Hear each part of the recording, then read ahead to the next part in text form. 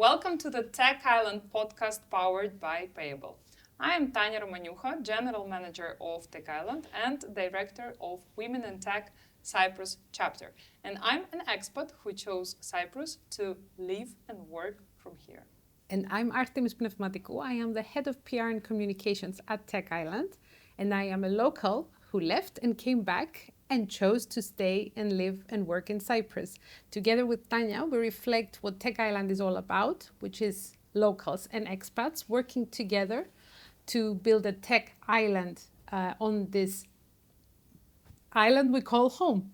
And in today's episode, we are talking about a topic which is very close to our heart, to both of us, women in technology and the importance of bringing more women in STEM fields.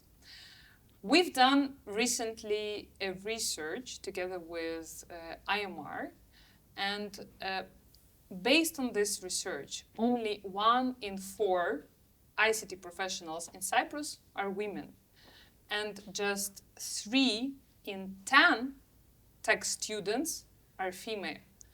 Women also earn 14% less than men in the ICT sector and remain significantly underrepresented in leadership positions across all careers, not only in ICT, especially in the emerging areas like AI, like data science, and this kind of thing.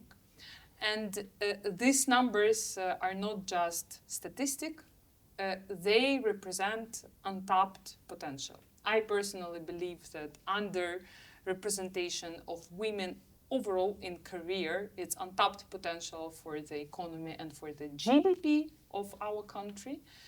And when women are missing from tables, from boardrooms, my personal belief that we are losing out in some innovation, in some of the creative ideas. I brought in some of the data just to lay the foundation and the ground for our conversation. This is a special conversation for me because this happens before the important project which we are organizing, Women in STEM Cyprus Summit, co-organized by Women in Tech Cyprus community and TechIsland. Summit is taking place on 21st of November at the Loft, the University of Nicosia, under the auspices of His Excellency, the President of the Republic of Cyprus. And it will feature insightful keynote speeches, debates, discussions, workshops, all around the theme Voices of Change. This year we wanted to go beyond just inspiration and conversations. This will be our call for a systemic change, ensuring that women's voices are heard where it matters most, in academia, in boardrooms, in classrooms, in corporate world, whenever we are. And today we're having this conversation with 2 of this year's summit speakers. So we have with us Christina Orfanidou, the head of Group AI at Columbia Group, which is one of our keynote speakers at the summit. Welcome, Christina. Thank you. And George Savva. He's the Global ESG Practice Lead at Amdocs, who will be taking part at the Oxford debate on what's next for female empowerment. Welcome, George. Thank you. Welcome to both of you. And before we dive into the summit topic, we will have special conversation about it. I want to start from easiest question. Christina, you lead Group AI at Columbia Group, one of the most visible AI mandates on the island. What's the non-LinkedIn version of your path? And can you tell us a little bit more about maybe a door which you opened just because you knocked and asked for this front row seat instead of waiting to be invited? Yeah, thank you. Just to say also, thank you for having me here. The theme of today's podcast is extremely close to my heart, so I'm very honored and happy to be included here. So my journey had a lot of serendipity, a lot of luck, but as you said, Tanya, it had also some, I would say, strategic acts on my side. So I studied engineering at university. I then went to do postgraduate studies in applied maths. I got the opportunity to do a PhD at the University of Oxford in the topic of artificial intelligence, which despite my age was relevant, even then 15, 20 years ago. And after that, I spent some time in academia. And about 10 years ago, I moved into consulting. And this was, I would say, the first time that I took a bold move by going from academia, which was something very comfortable from me, into consulting, which was beginning in Cyprus at that time, about 10 years ago, in the area of AI. I went around a couple of big four consulting firms in Cyprus. I built the AI offerings and the teams and my job description was to help clients in the government, in the European Commission, in the private sector as well, to become more productive with AI, to become more efficient, to become more ethical also, because that is also very important with regards to AI. So just recently I moved into Columbia Group, and my job description is to do exactly that across the group. So this is not just a technology role, it's a role about helping a large group of companies transform. So it's a lot about combining technology with people, with culture, with ethics also. And something I really enjoy. And how I open doors, I would say my journey required a lot of agility and some risk-taking. Some of my decisions and my transitions came out of circumstances and out of the need to have a job, to have a job that would pay the bills. And sometimes these moves stem from that rather than from something more inspirational. But especially for my most recent role, which I'm very happy about and very excited about, I actually took a step and knocked on the door and managed to get in and start, supporting this large organization in transforming. So it required stepping out of my comfort zone to a large extent. This is very interesting. Basically, listening to you, it's two bold decisions which actually changed your trajectory of a career.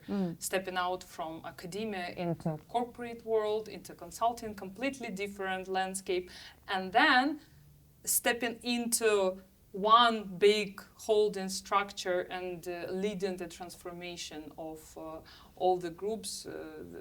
This is something fantastic. And I like the way you put it, that sometimes it's not just inspiration which drives us toward STEM or whatever career we choose. Yes, sometimes it's just pragmatic, simple need. Yeah. Yes. And but when you entered university, when you chose field, how did it happen? How suddenly you chose to go into AI when it was not that trendy and actually step into tech world? I actually have a personal story about this. When I was finishing my undergraduate degree at Imperial College in London, I remember a conversation on the grass lawn with another Cypriot student, actually. And I told him I would really like to do a PhD. And he actually told me, "You, PhD?" Yeah, and this was one of the moments of my life where casting a doubt on my ability spared me and actually, really triggered a big fire in me. And I thought, I'll show you.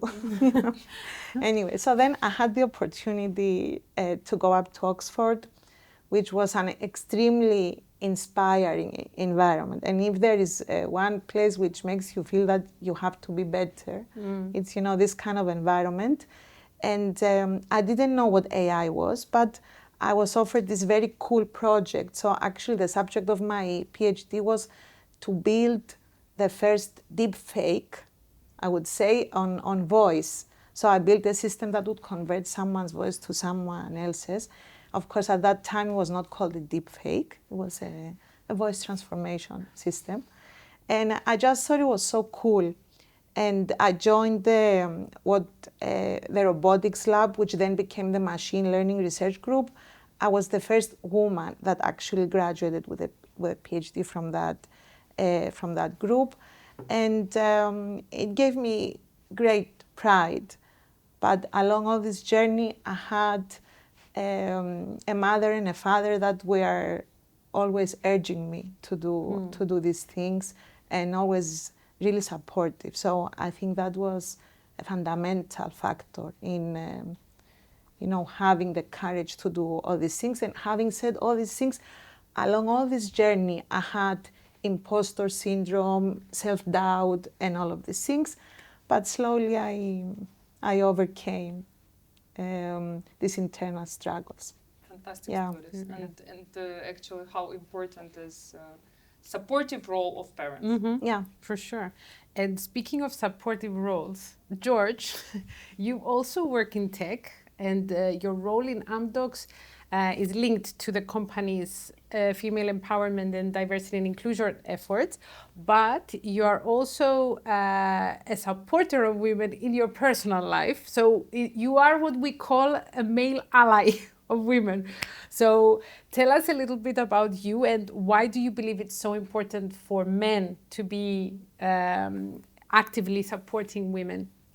Thanks for the opportunity to answer this question, because it's very important for me to set the base of why we talk about this topic and why I want to be included in this discussion. There are 2 points of view. First of all is the professional one. As a sustainability professional, ESG practitioner, diversity, female representation within the tech industry is one of the main topics that companies are discussing and putting efforts to improve. So yes, it's my role as a business role within the company to improve this topic. But then if we go to the personal level, we have mothers, wives, sisters, daughters, friends.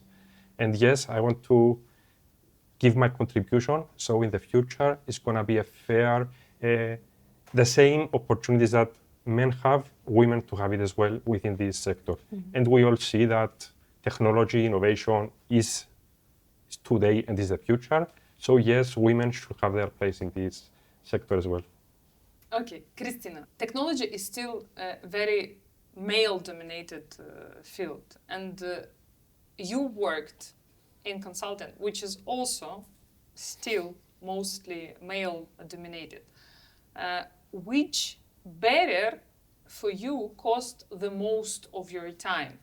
Is it assumptions about female or male roles or skills, soft skills, hard skills?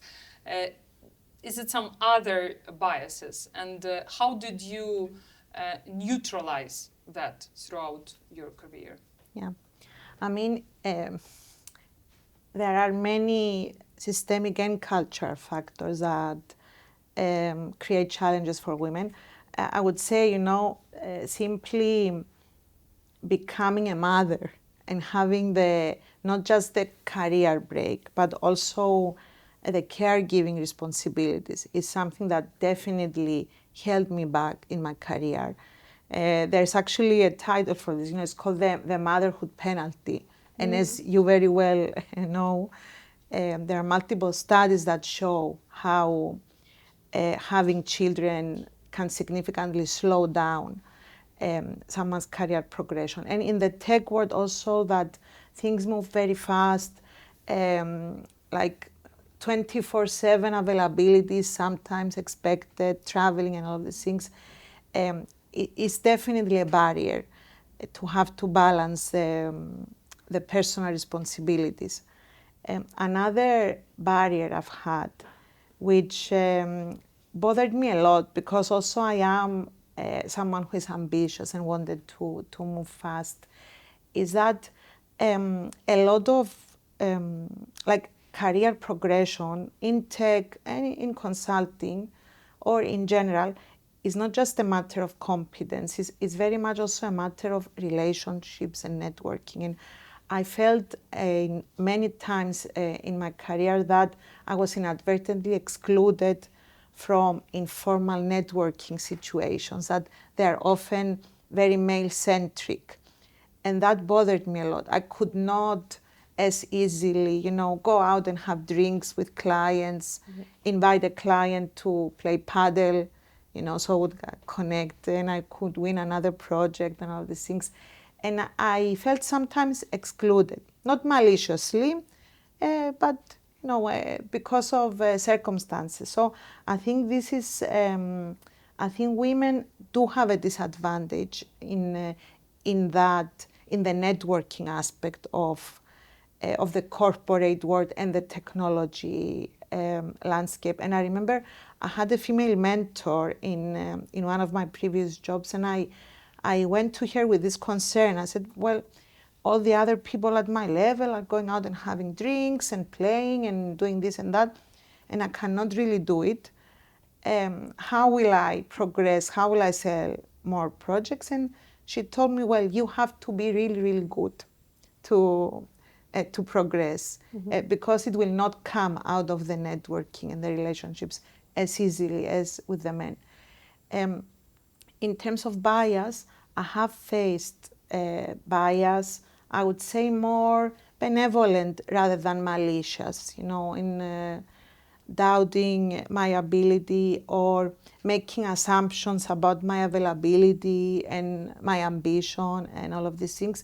And I think sometimes these micro biases that we are experiencing along our journey end up affecting our confidence. So I think sometimes we women could potentially self-sabotage sometimes because of imposter syndrome, not wanting to be too risky, but it's a result of some social conditioning that starts from when we are young and continues developing while we are facing these micro bias situations. So I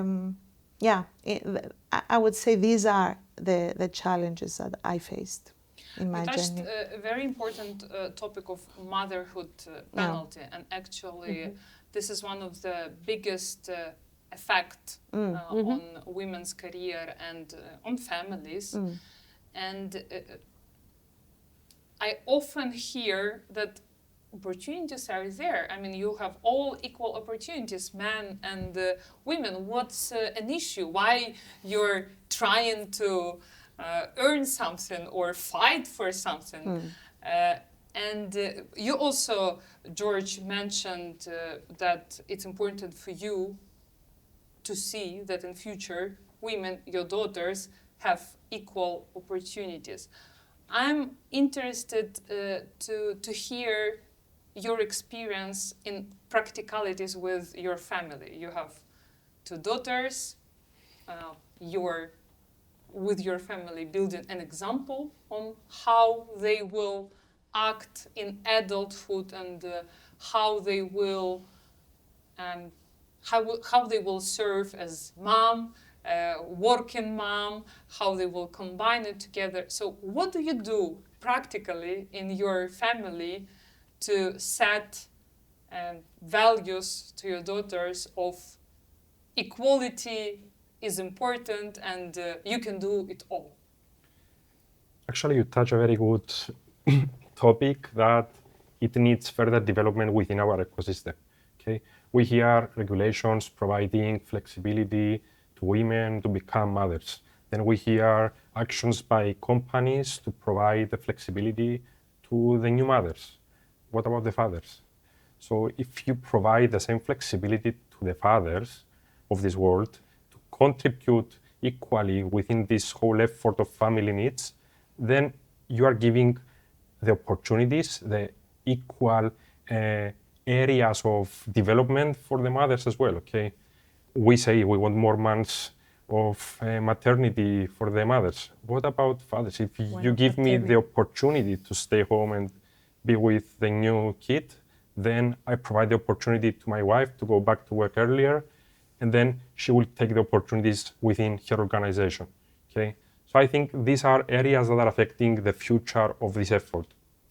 I'm lucky, I'm working in a company with very big area of flexibility, and because of that, yes, I can contribute more on these family needs that are needed, which are responsibility of both father and mother, in order to give the opportunity to my wife to continue in her career.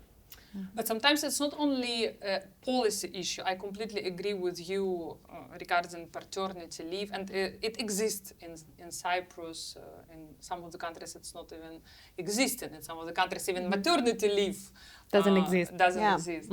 Yes. So, but sometimes it's stereotypes of body culture, of corporate culture. When paternity leave exists, companies introduced a policy with paternity leave, but men don't take it. How to change this perception? This needs time for sure. Okay, needs to provide the right maturity to men to identify this need, take action for this. Okay, it's coming. I know that we're talking about this topic for many years now, about women involvement, women representation, but we did it only with women most of the time. So let's bring men within this discussion. Let's give this awareness to men as well. Let's educate men as well. I know that we are doing it, but we can do more. I am challenging myself as well. Okay, many times I challenge myself. Did I did the right action now? Challenge your friends as well. I'm trying. Yes, but yes, we need to challenge ourselves. We need to change the bias that we have, because we grew up in a different era. My mother used to be home so my father will go at work. So I have biases. I need to challenge my biases in order to change myself and improve this future that I want to see. Do you think it's role of the company to introduce this new concept of dual career couples? The company has a responsibility. It's not the only responsibility within this society. Is the society, is the government, is the company, and first of all, it's ourselves. Yes, I agree with you. I'm happy to. I'm a big supporter of idea of dual career couples. I hugely believe that having two parents in career, fulfilled, happy with their career choices and progression, actually brings the best role model and examples for future generations.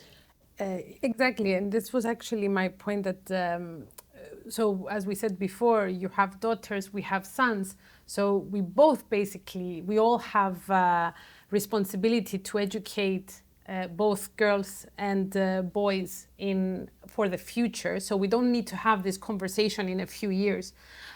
So role models, what you don't see, you basically can't become, right? Yeah. So we need more women and more men. We need more men in the house and more women in the workplace, let's say, in order to be able to create those role models and those inspiring stories. So how can we make these stories? Have you had any experience with role models and how they worked? Yeah, no, definitely role models are extremely important. There is even science behind this. And I was reading recently this study in a psychology journal about girls going into technology, actually. And the first analyzed why girls are afraid of technology. And there are two things. The first is there is a perception that it's hard, that maths and technology is hard. So usually you are unlikely to choose something that you think you might fail at. And the second is that the models of scientists, which, I mean, it's gonna sound funny, but this was actually in a scientific paper, they're usually unattractive and nerdy looking, the engineers and mathematicians. So girls cannot relate to this. So it goes back to the female-male jobs. Yes, exactly. I actually asked a friend of my son the other day, if you think of a female engineer, what do you think they would look like? And he jokingly told me she would most likely have a mustache. So, yeah.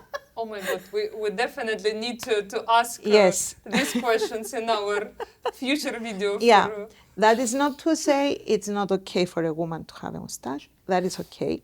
But like this kind of a small incident shows that there is this perception, and that if girls cannot relate with the engineers and the mathematicians, then it's difficult to feel that they can progress that. So this scientific study actually interviewed 12 to 16-year-old high school girls about what they thought about maths and whether they would be good at it, and what they thought about going into STEM careers.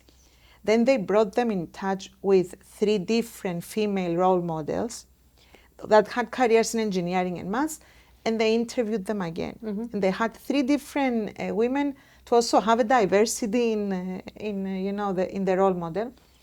And the perceptions were totally different after they were in touch with these female role models.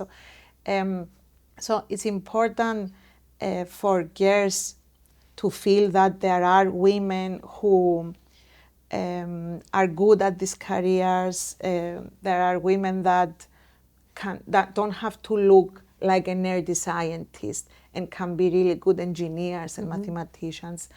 And that's why I think bringing this into schools, having media promote this, having tech companies collaborate with schools and with media to promote these images of women is extremely important and makes a huge difference. This is very interesting angle into bringing real marketing into promoting Yes. the STEM roles. Yeah. If I can continue with Christina's comments on that, we need to understand also and identify what are these role models. There are different levels, different type of role models. Okay, we have the female CEOs, CFOs, COOs. Yes, these are super wow role models, but there are also other role models. You have the young, fully motivated tester. She is a great role model for a kid in the school. Then you have the middle manager role model that is gonna be a role model for a graduate female within the new company. Yeah. So I think we need to identify all these role models and give them the platform, give them the opportunity to come up, but also engage the level down to the level up in different levels, of course, in order to give them the opportunity to talk between them. And I'm a man, and I can see many females out there that could be a role model for me as well. Yeah. Okay, and the other way, a girl could see a man as a role model in order to take the good parts of this person and use them for her career growth.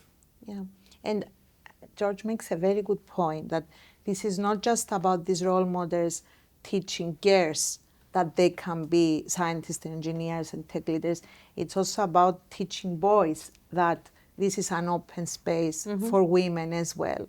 Because all of these like structural barriers that we are talking about that we need to break require the cultural shift in the men's perspective as well. Yes, which actually forms very early. Yeah, indeed. Yes. Do you think there is some specific format or some specific change can happen in careers days in the schools what can we do as companies, as industry, in order to sparkle and to bring some kind of trendy marketing into you go to the career events and there are the students and the HRs. Why do we don't get the real people behind the walls, the testers, the coders, the different people, the data analysts, to talk with the students directly? We search for these opportunities to talk with universities, but if you go on a career event, yes, there are the HR people and the students. So I think the students don't see the real person who works within the tech industry, and they see the HR person, which HR person, of course, has a responsibility to share these opportunities, these areas that they can be involved. But still, if you see a data analyst, if you see a coder, I think it will be more engaged.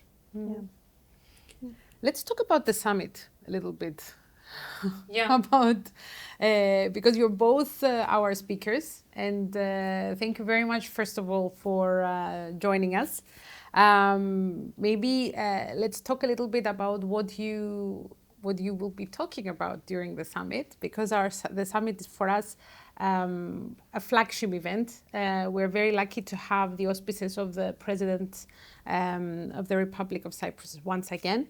And this year, as Tanya said earlier, we're talking about voices of change and how we can amplify those female voices and how we can amplify any voices that support the empowerment of women.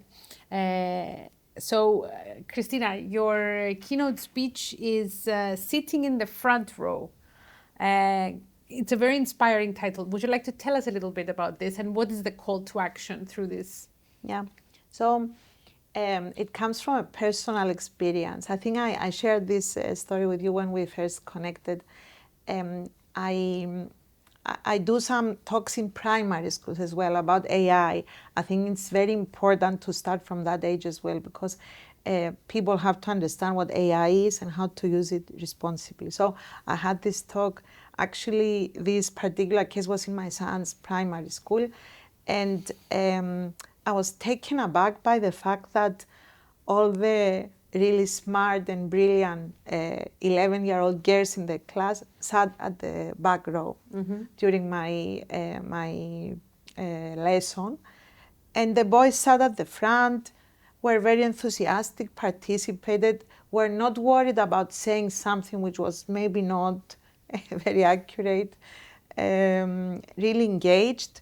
And I felt that the girls were really disengaged and sitting on the back row. And that made me think we need to do something to bring the girls in the front row, starting from that age. And because I work in AI, I think this is extremely important. We always say AI will help the world become more equitable, more fair, because we will bring some objectivity and we will erase biases from decision making. And I think there is a session in the summit as well about this. Yes. So to make the systems fair, we need these systems to represent diverse voices. So we need women to be building AI systems alongside men, because we need the diverse opinions and the experiences of women to be reflected in the ethics and in the decision-making logic of AI systems. So this is one of the messages I want to convey, that we are going to the AI era. Women have to be actively involved. And also the AI transformation that we are all experiencing, and you see how fast it's going, it's not just a technology transformation, it's a societal transformation, it's a cultural transformation. And we need the qualities of empathy, of understanding of, social issues and all these things that maybe women have been conditioned to be better at to some extent because of their caregiving responsibilities or other, social responsibilities. We need these skills to be part of the transformation and to be leading this transformation. So I find this a very important message. And the last thing is because we also talked about parents, and in Cyprus we do have this, sometimes you mention more traditional, views about women and roles and everything. And I hope some parents are listening to this, that saying we need women in technology and in AI is not just about, like what you said, Tanya, having the 50% more brain power in innovation. It's about survival in the future.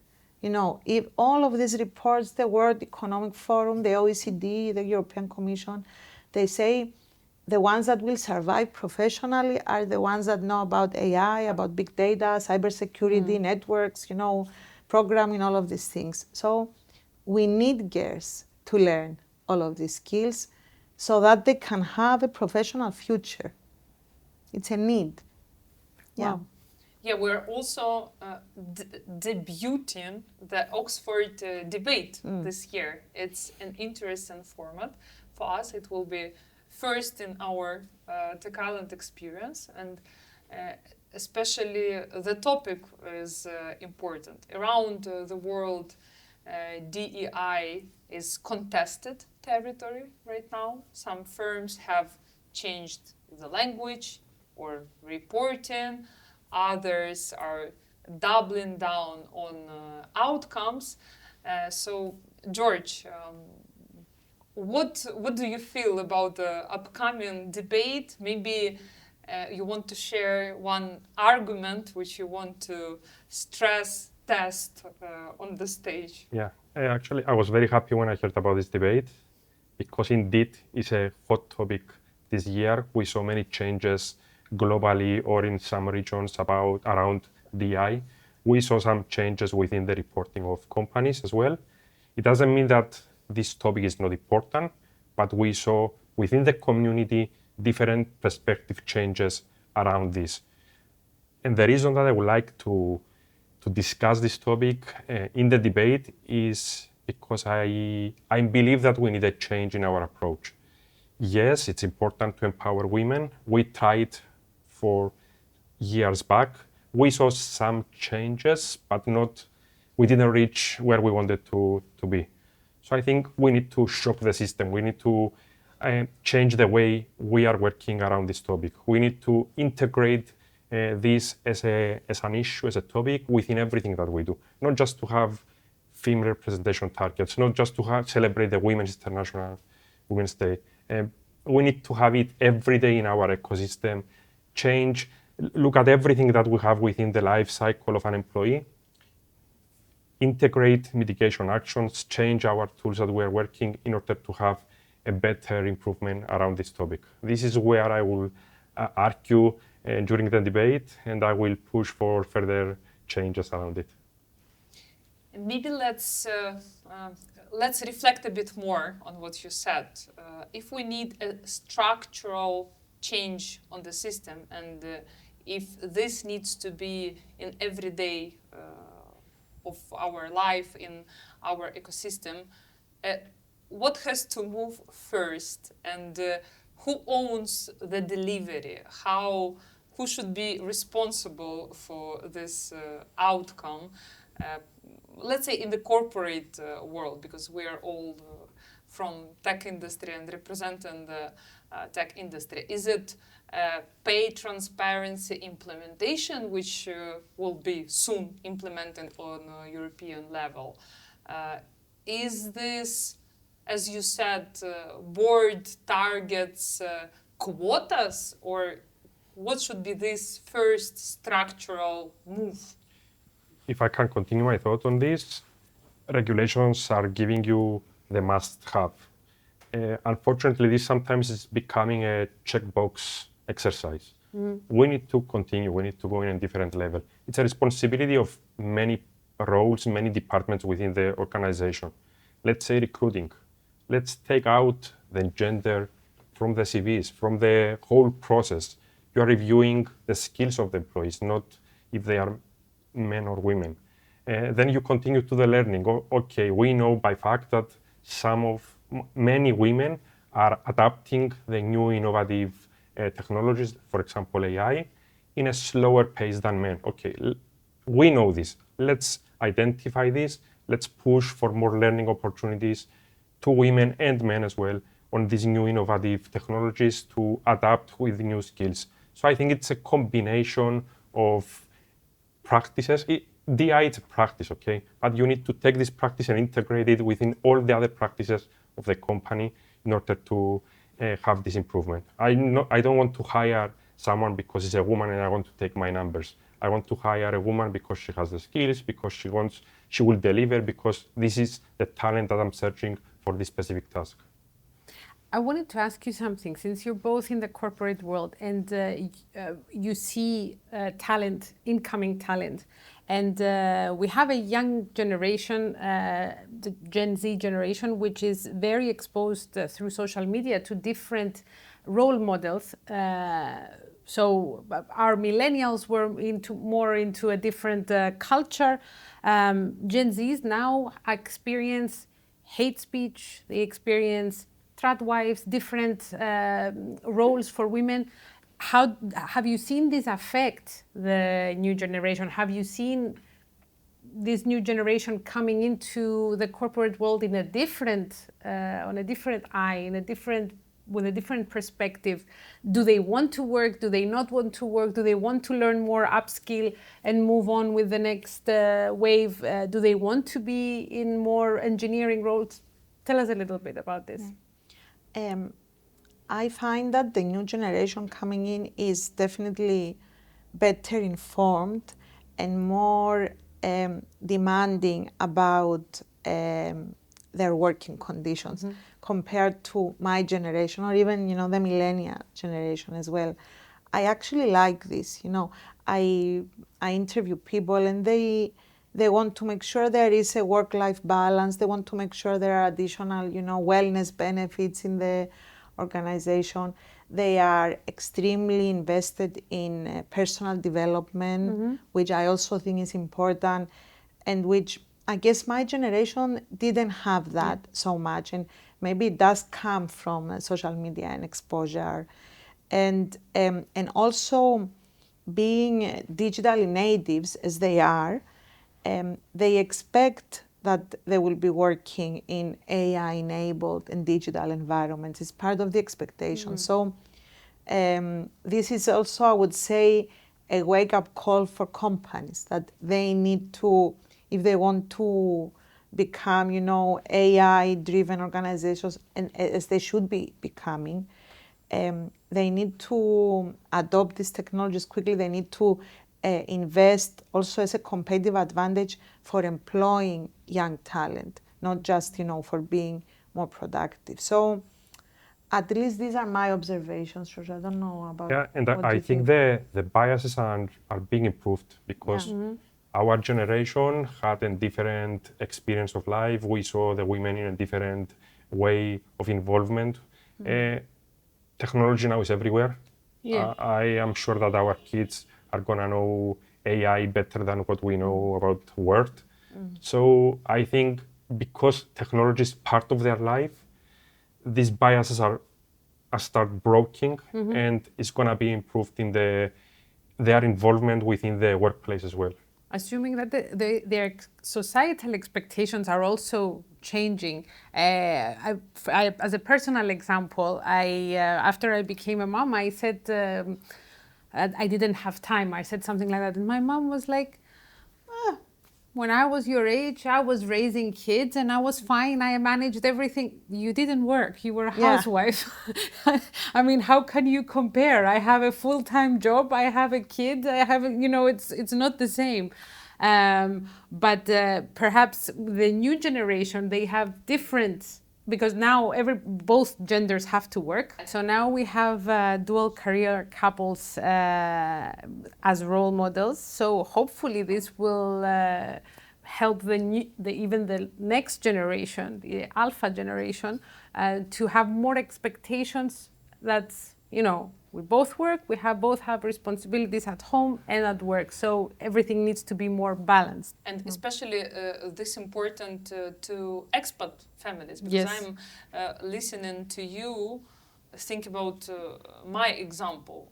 I moved to Cyprus. I have no grandparents, Yeah, parents, yes. whatever here. I just have me, my husband, 2 full-time jobs. I mean, for both of us, Yeah. and 2 kids. And you just need to be fast managed, especially if. But I think they sometimes show this graph of this technology moves very fast, then people move, and then policy moves. So unfortunately, like the policy in Cyprus at least, but probably in the rest of the world, is not moving fast enough. Like in Cyprus, even the school system is built around the yaya and papu society. Yeah. No. Yeah. And it's not the case anymore. It's not for everyone anyway. I mean, even I have my parents in Cyprus, but they're not able to help because they're older, So you can't have the expectation that everybody has help at home.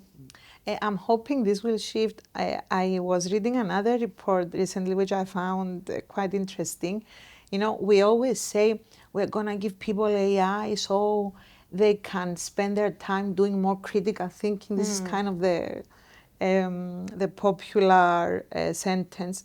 But in actual fact, actual studies show that when you give people AI and they become more productive, they just attain more work-life balance. So the hours gained, they want to gain them into their personal life, not on doing more critical thinking. So I'm actually hoping that as AI becomes better and is adopted more, it will hopefully, lead to maybe a 4-day or 3-day working week, or, making us more productive and solving some of these systemic issues that are affecting women more than they are affecting men. So I'm hopeful about this. Tanya, about the expats that you mentioned before, I think this is positively contributing to this topic as well here in Cyprus. We're in an island with our limitations, with our own culture, with whatever we all know that we have here.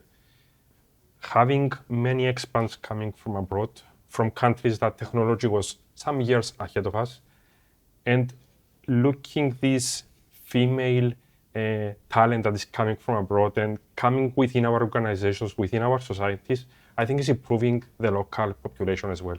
It's something that I personally saw. I saw many expats, successful female professionals in the companies around me, and I'm really happy because I think this is positively affecting here the population in the island. I agree. It's true. Thank you. Yes, this warms up my heart. Looking ahead, what excites you most about Cyprus, where it's heading towards Tech Island, opportunity, inclusion? Are there any light in the end of the tunnel? I think things are changing, okay? Things are changing and you see more events around this topic, which is a positive signal. Then you see more strong women coming in front. As you said, Christina, people are coming like you, like the 3 of you are coming in front, and the young girls can see as well. I see a positive future. I think still it's our responsibility to work all together on this, engage between us, different companies, different individuals, in order to support this effort for the future. Yeah, I think so too. I'm also optimistic, and I see companies also moving beyond the policy and the ESG report, you mentioned before, in actually living these values. I see this in Colombia as well, supporting women, supporting work-life balance, sustainability also, helping women build leadership, having louder voices, and in general, many initiatives for women in Cyprus, women in tech, girls in STEM, junior achievement. If a girl wants to go into technology and wants to be inspired, there are channels now to do it. And we are such a vibrant, technology ecosystem, lots of startups. So I'm hoping that these inclusion initiatives and this big innovation, hub that Cyprus is becoming come together. True. For me, the light and progress and my hope, it's actually not women, but men. Because I see a lot of strong females, hardworking, women who do it all, career, family, balancing. And we learned how to do it, and we're doing it very, very well. But my hope is to actually have more and more men like you, George, men who are supporting their wives, supporting their families, sisters, their colleagues. I'm happy to be surrounded by men who support me and who provide us a lot of flexibility, but having more and more men allies who can make this systemic change in their families, in their companies, than on the parliamentary level and at any level where they represent. I think this actually can make a biggest shift, systemic shift. Yeah, for sure. Because it's one thing. I wanted to ask you about the policies. About if you had to choose 3 policies that can actually help this, let's say, life balance integration, work-life integration sort of status for both men and women, right? Not just because this should be across the table. So we want these policies, but we also need the mental shift that if you're going to give that policy, you need to make sure that you don't judge the person for taking that policy. So if I had to ask you, what are the 3 things that you would introduce, and what kind of mental shift would you like to see? George? Flexibility, if I can call it as a policy. Like flexible hours, right? It can be everything. It can be flexible hours, flexible days, flexible vacation. Having the opportunity to arrange your personal life needs with the delivery of your professional needs, then this is helping both men and women to contribute within this and build the right community that we want. Then I will say, you will say it's my domain, and I will say it is the ESG. There are strong stakeholders around ESG, investors, regulators, financial institutions that are asking about these topics. Yes, there are data, there are indicators, there are boxes that you need to check, but starting from these boxes, then you start towards a change. This is the second one. And the third one will be the transparency. Not only on the salaries, but in general, transparency on how do you promote someone, how do you give the right salary to someone. We know that women are asking less than men from the beginning of the interview. So let's be transparent there. I want to give X money, whatever is the person that I'm hiring. I want to build these internal practices that are giving transparency to the employee to know how she will grow within the organization. I think these 3 areas. Yeah. No, I agree, and obviously George is more than an expert than me on this. But what I want to say is that I would like to see that all of these things are actually somewhere measurable in companies. So they're not just, a commitment which is on a piece of paper, but it's measurable. So there are KPIs that have to do with, career progression. Yeah, for accountability. Accountability, exactly. Leadership reacts to bias, actively, and everyone knows about it. There is monitoring around, salary equity and all of these things. So I want to see all these things being monitored and measurable rather than being just, in a policy. And what specific metric would you include in this CEO's scorecard or company's dashboard, which needs to be measured regularly?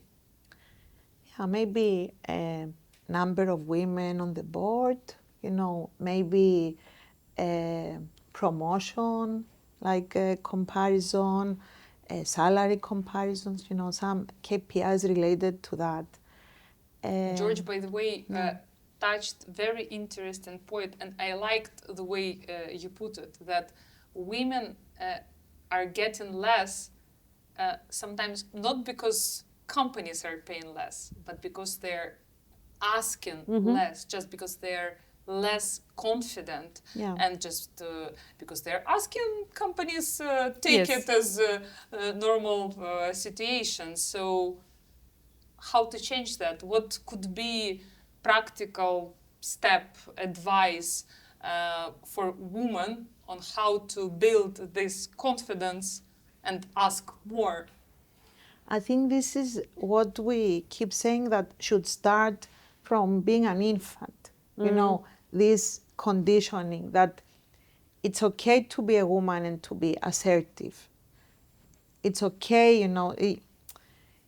assertive women are bitches. I don't know if we will. We're allowed. It's a podcast.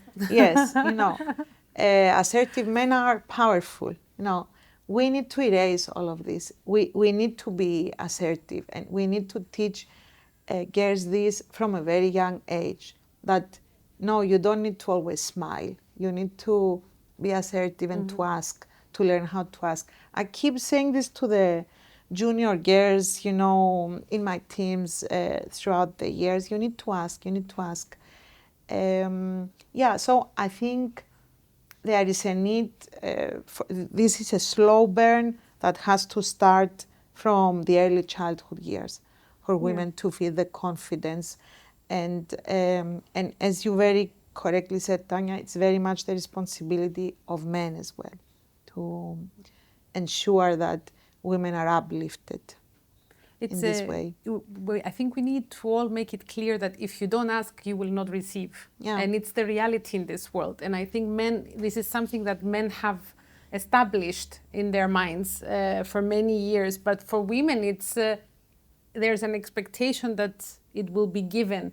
But as you said, if you don't ask for that amount of money, you will receive what you asked for. So what message would you like to send to the young girls, the ones who are looking into building a career in tech, the ones who are taking a step to build their confidence and direction? I would say definitely find a mentor. There is a lot to learn. I have greatly benefited from having female mentors at different stages of my career, and take every opportunity you can, to develop, to build experiences, to take part in, hackathons, in code events, in, development events. There are many channels now in Cyprus as well for doing these things, women in tech being one of them. So that's the biggest advice I would say, because this builds skills, builds confidence, and also builds this networking that I was talking about before. What I also want to add to your point, that I actually love an idea of a mentor who not only give an advice, but who can actually use and spend political capital or network capital, or who can help not with advice but actually with practical something, introduce you, I don't know, put a step somewhere for you, and help you to have your path smoother. So this kind of mentors are really helpful. Definitely. George? I will say to the young girls, whatever means young for each one of them, build a network, okay? Meet other professionals, men and women. Create this relationship with people. And I understand that sometimes people are not, some people are not easily meeting new people. With the social media now, we have LinkedIn, we have all the social media platforms. It's easy to connect with someone. I remember I connected with you before meeting you in real face through social media. And by following other experienced professionals, then you look and you can have the opportunity to identify, hey, what is happening out there? I can develop this skill. I can go in through this direction. At the same time, I would say to the more experienced women of the business, take what you achieved and embed it within the practices of your company in order to help the next generation that is coming. So by contributing, we as established professionals, if we can call ourselves established, to help the next level that is coming within the companies. Indeed, very, very inspiring message. Christina, George, thank you for showing up today. Thank you for bringing your insights, substance. And thanks, Payabl, for hosting us. We'll see you on 21st of November at Women in STEM Cyprus Summit. A link is on the screen. Please feel free to register. It's free of charge. A lot of interesting content, conversations, role models, mentors you can meet there. And if you just care about women empowerment, gender equality, it's not just a side project, it's a core platform for dialogue in Cyprus. Let's develop it together. Thank you. Thank you very much. Thank you.